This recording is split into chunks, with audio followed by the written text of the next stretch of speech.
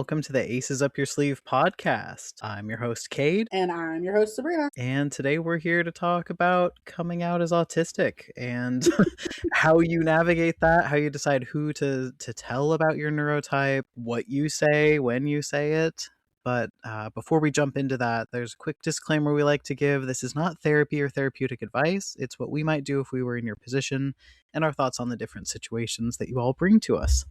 So we are autistic aspec therapists, and so that's why our perspective matters. And why we bring something a little unique to some of the other mental health related or relationship related podcasts. They're not always tailored to us and people like us. Exactly. Yeah, this is such an interesting... I don't know. I feel like there's always an interesting little piece to the idea of like bringing part of your identity out. So I'm excited for this episode. Yeah, same. And this is like one of our last episodes of the season. So our season finale happens next. And it's going to be a really cool charity focused episode. We're doing something called the Podcast-thon. So if you tune in, you'll get to hear all about that. I still laugh at the name. Instead of podcast-a-thon. Podcast-a-thon is so much more fun. It makes more sense. I'll give you that. It makes more sense. But yeah. So make sure to listen to that, and we're gonna also let y'all know like what to expect in terms of this season shifting over. No, not too huge of changes, but also maybe some exciting things. So keep an ear out. Yeah. Well, jumping right back in, or right into the questions here. Our first one, should I tell my family that I'm autistic? Bluntly, I rely on them for support and still live at home. They give me a hard time about shit, but I think they might give me a worse time if they thought I'm R-slur. I can't make up my mind.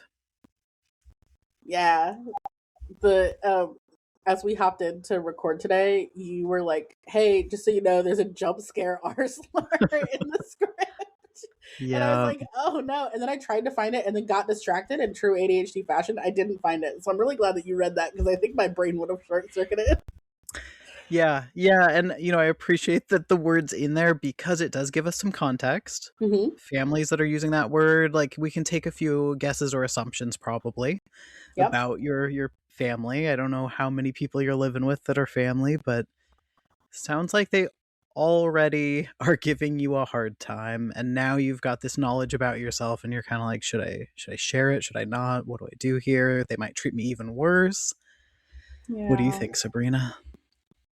I mean, so like just to the very first, like, should I tell my family I'm autistic? I don't like shoulds. I don't like them. I don't know how they're helpful. So like I think the hard truth is that you know your family better than we do. If you rely on them for support and still live at home, and you think that telling them will make them withdraw that in any way, I don't know that that's a safe place to open up. Versus if you're worried about like them making fun of you, that may or may not be a safety that you're like willing to have.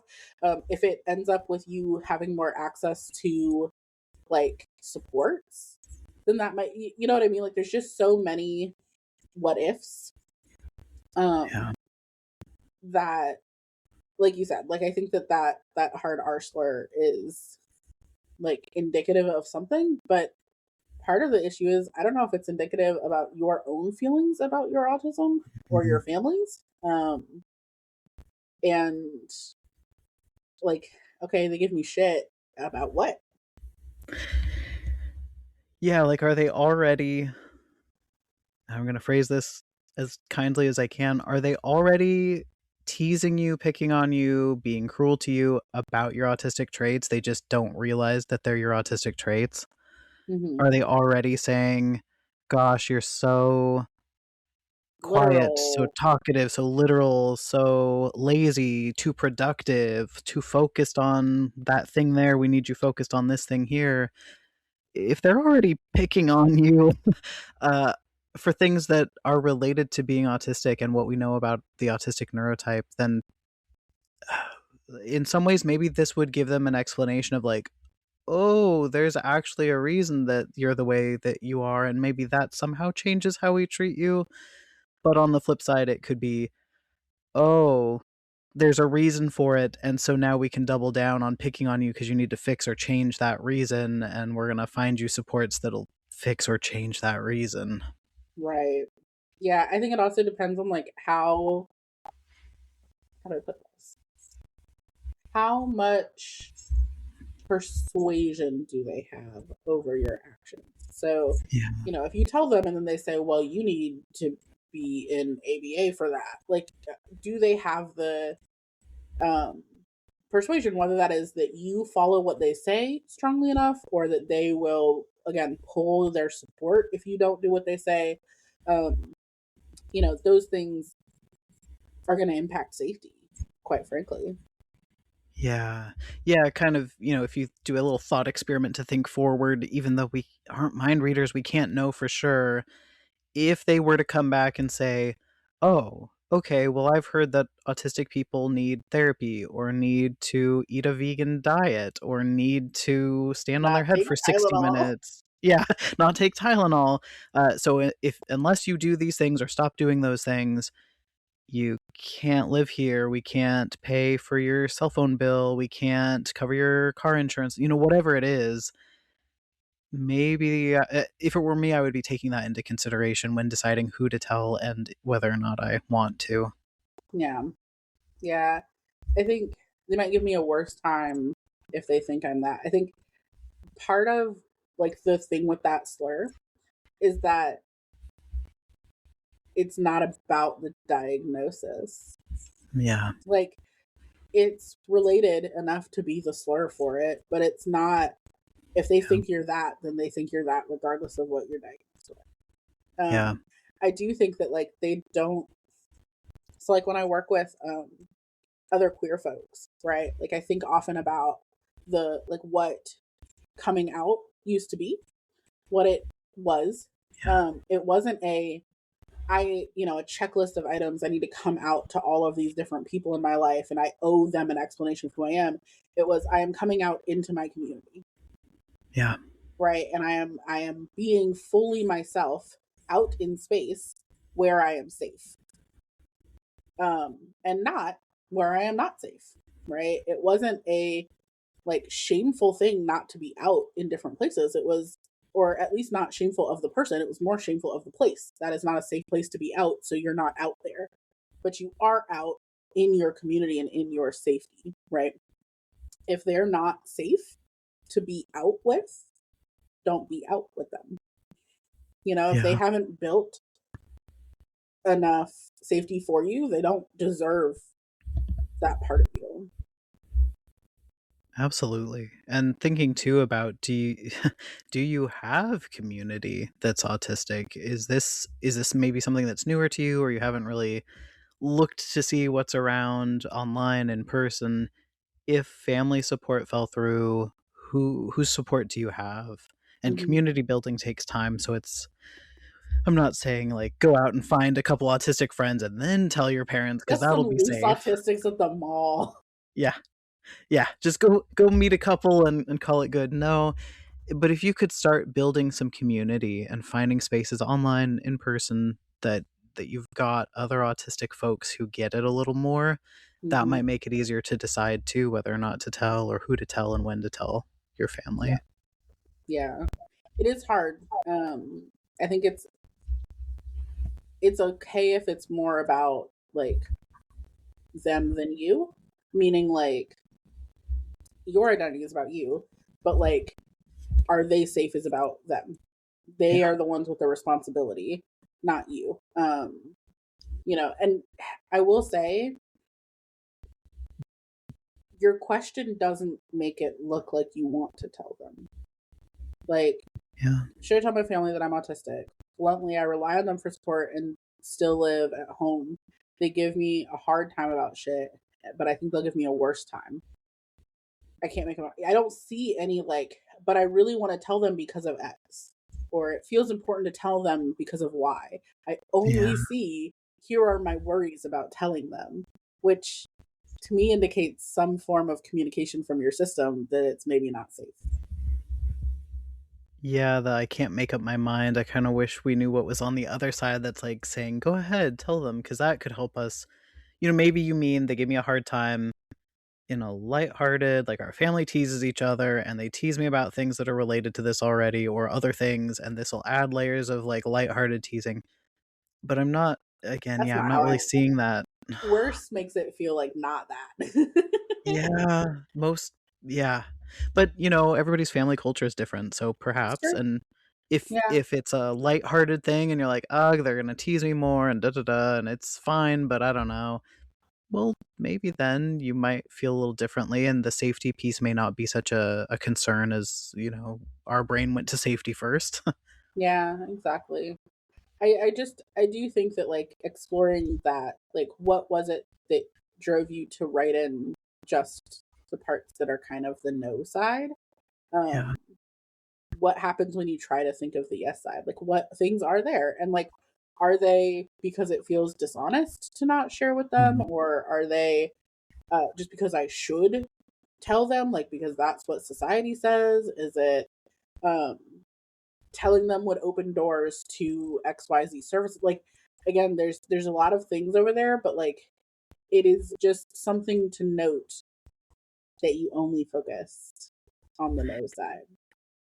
And therapy's not always the answer, but if part of why the question here is phrased the way it is that perhaps you're holding out hope that they're gonna have a different reaction, even though your question alludes to the fact that it's probably not a hopeful thing.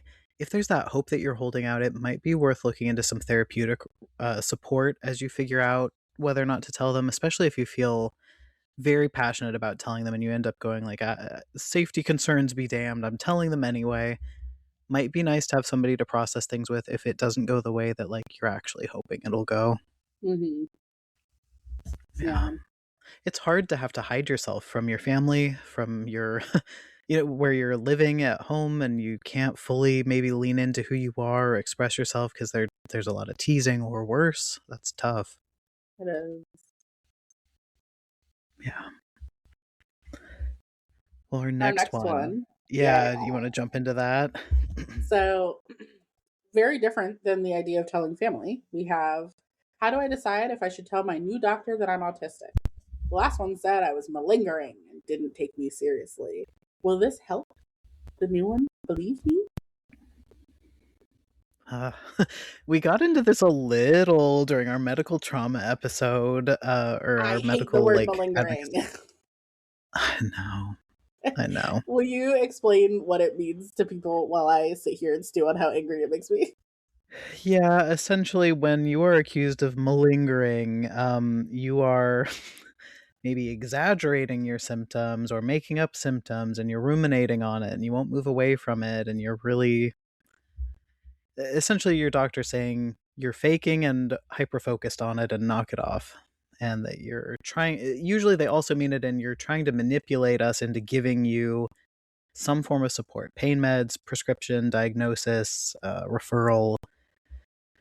Yeah, it's not a kind word, and I see it a lot in our field, and I see it a lot in the medical field. Yep.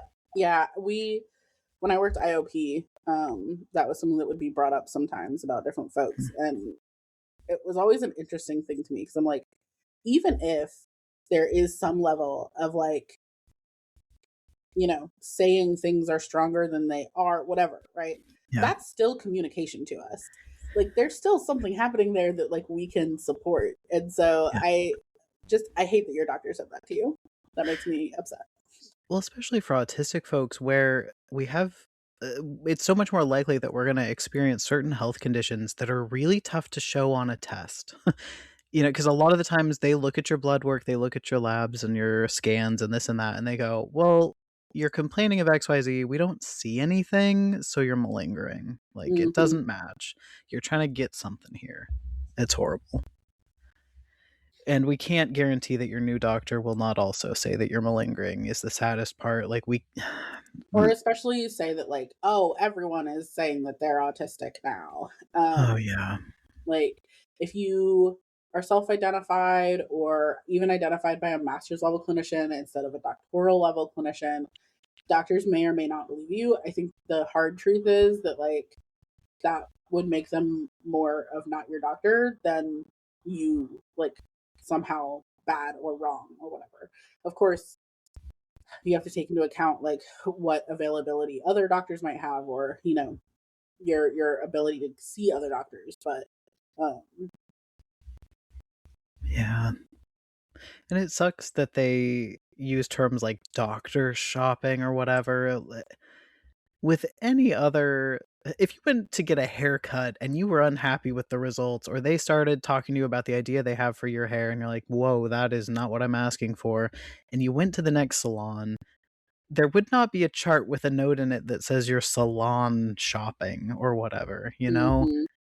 These folks work for you, and I know it's hard when it's, usually takes months to get into a new doctor and get established somewhere new, and it's a long process, but it is well within your rights.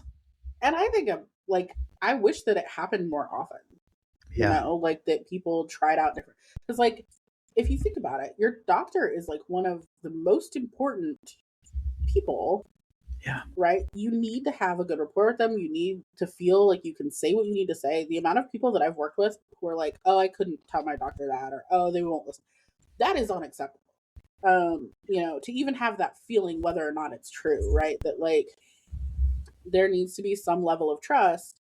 And sometimes that can't be bought. Like sometimes that has to be there from jump, in order for it, like, and that's not to say that either person is bad, right? Yeah. Whether the doctor, it's not the doctor's fault and it's not the patient's fault. It's just, nope, this happens not to be a good fit.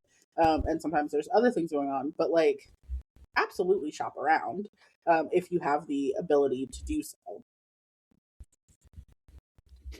But if we assume that perhaps this doctor will be reasonable, how do you decide if you should tell the new doctor?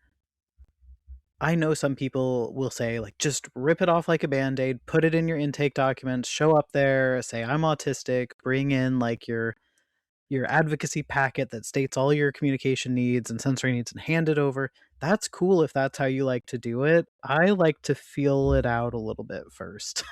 I want to This is my meet. shocked face. Yeah, yeah, yeah. I like to go in and just what's their knowledge base? What's their personality like? Are we even gonna mesh outside of me disclosing that? Do I feel okay with this person?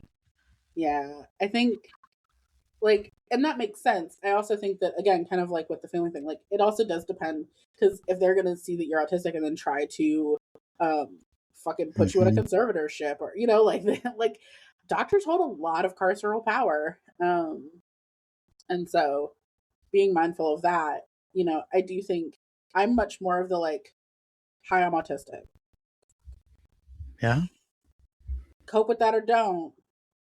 If you're gonna cope poorly with it big so I can leave, yeah, um kind of person. But I also think that like there are also ways to maybe ask questions and be um discreet with it a yeah. little bit, right? Like, oh yeah, my sister's friend was diagnosed recently. She's 23, and it was a real surprise to her, but once she started looking into it, it wasn't. Have you been seeing a lot more autism diagnosis recently? Yes, I think it's so great that people are figuring out who they are. Da da da da. Or all those TikTok. Like Mhm. there's just some different reactions that you might get. Um, it is harder, I think, with like medical doctors, because a lot of them don't take a lot of time with the client either. And although they have to do quite a lot of continuing education, they usually get to pick the topics, so they may not be picking autism to get up to date on, which can stink too. That they might be quite skilled with some other things you need, and then have very little knowledge in that regard. And Yeah. yeah, I will say with my newer care team members, I specifically sought out people that were recommended by other autistic and trans people. So for Hmm. those professionals, I was like, yeah, put it in the intake, go on in and say it, because I already know that they are coming from a more affirming stance. So if you know Yeah. that about your new doctor, that might also sway whether or not you tell them, and if you do it early on or later on. I'd even say like kind of how their intake paperwork talks about Yeah. it might be somewhat indicative. I think it also matters a little bit in terms of like, you know, we're back at the shoulds, right? But making a decision about whether or not to tell someone else has to do with like what are your goals with the doctor? Yeah. Like, is your goal with the doctor like I want to go in, have my blood work run, and like make sure that weird lump on my arm is not cancer, and like that's it? Or is it like I want to be able to go in and get referrals for hypermobility or POTS? I want to go in and be able to get referrals for OT. Like Yeah. if you're using them as a connector, it's way more important that they're going to be able to be affirming. If you're just using them like flat, just I will go out and find my own OT, I will go out and like figure out the rest of my care and support somewhere else, it may not be that big of a deal to you. Like it's way more important to me personally to have a fat affirming doctor than it is an autistic affirming doctor because I don't have a lot of the like I get my physical stuff from my nutrition therapist and my personal trainer, not from like with how my body is. But I need a fat affirming doctor who's not going to tell me that I need to go lose weight every fucking appointment. And so like if it's a trade off, I don't actually know my doctor's stance on autism. It's not something that we've talked about. Um, and that's not like a hiding it. It just in the fucking decade that I've been seeing her, hasn't come up because so many other things have been important. Um, like you can have a perfectly fine relationship with a doctor without that piece, unless you can't, and like really you're the only one who knows if you need it there or not. Yeah. Absolutely, because I know I've been seeing my primary care physician off and on since I was in high school. We didn't know I was autistic back then. So when I found out, I was kind of like, yeah, I guess I'll tell her because I trust her, but I actually don't know how much she knows about this. So I ended up telling her and putting it in my like the my chart thing right before my appointment, and I show up and they take me to a pediatrics room. Oh I no. was like, I hope this is a coincidence and not because I just told you all I'm autistic and this is what you all think has to like I think it's happen for because you're autistic short. people. I think Yeah, it's it because could you're be that. short. It could be the height. Yeah, you're just so Yeah. tiny. It's like that Right. person. There's a video going around right now that's um, like I showed up at a center for autism, and then you're like, it's only for children. Put that on the fucking sign. Oh no, yes. Yeah, but like Yeah. there are still a lot of doctors who think of it as a children's disorder. Like that's the language, Yeah. right? And it is neither of those things. And so, um, yeah, Yeah. there's a oof. That's they Yeah. put you in the pediatrics is wild. They looked at your grown adult human face and sat you in pediatrics. Yep.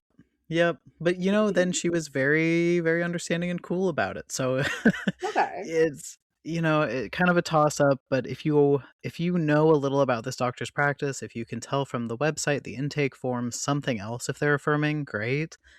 If not, maybe you want to just go in for the first appointment and feel them out and see how it goes. Do they rush you? Do they listen? Do they seem curious? Do they mind if you're fidgeting or not making eye contact? Like, do they point those things out, whatever things you do that are autistic traits? That could inform you on whether or not you want to tell them and whether or not you want to work with them.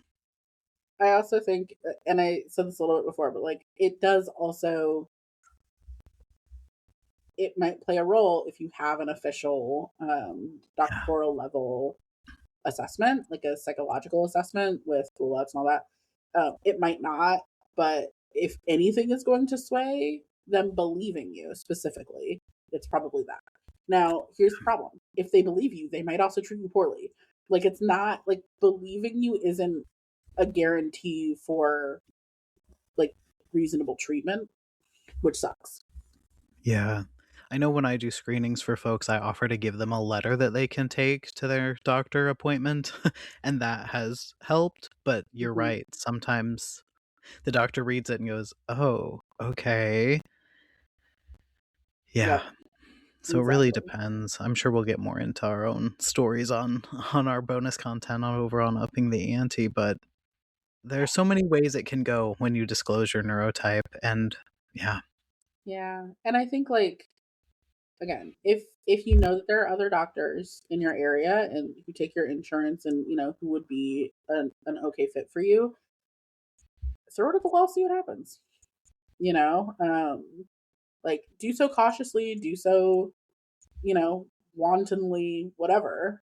But there's no harm in it, especially like if you're pretty secure in your own self knowledge. Because I think that's the other part, right? Is that like sometimes it can be like, oh, well, if a doctor tells me that I'm not, then now it's invalidated me. And it's like, no, that doctor doesn't fucking know you. Yeah. And Like, even it, and even when they do, they may not know autism well enough to be able to accurately tell you that, because I know it came as a surprise to some of my medical team. And yes. they were kind of like, "No, what, you?" And now they're like, "Yeah, you, and also probably my daughter, maybe me." So that's great. God, But what just a because mess. they say no at first doesn't actually mean no. Yeah, exactly. And you know, especially if you like, you know, self-identified with the support of therapist or a friend or like people who know you better. Like my doctor's great. Like I said, I've been meeting with her since I was 18. I'll be 30. Oh my god, in 2 weeks. Wow. Or like a week and a half. I hate that for me. Um, Although by the time you all hear this, Sabrina will I already be will 30, so I will happy already late be birthday. 30. Thank you.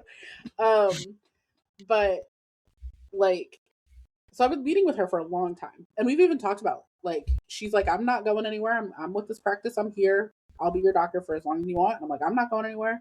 Um, I'll be here.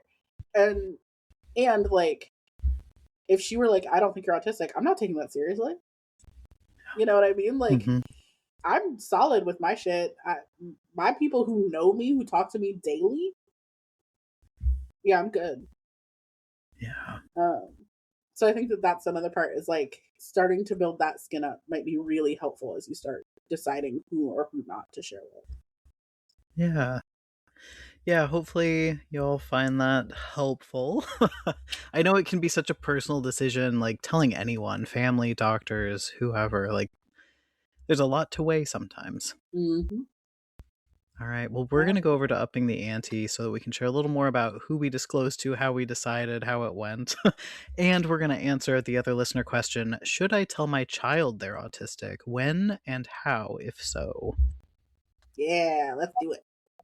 So everybody could expect new episodes weekly on Tuesdays, and you can find us over on social media. It's linked in the show notes. You can follow the podcast on Facebook or Instagram at Aces Up Your Sleeve Pod. That way you can interact with us and see when new episodes release. We're also gearing up to record for season 2, and we would really love new questions from you. So please visit neurokink.org/AUYS, also linked in the show notes, and send us questions about any and all topics. We're going to jump over to Patreon to record Upping the Ante, which is our free bonus content, exclusive, only available over there right now. And it's at patreon.com/acesupyoursleeve podcast. We'll see you there.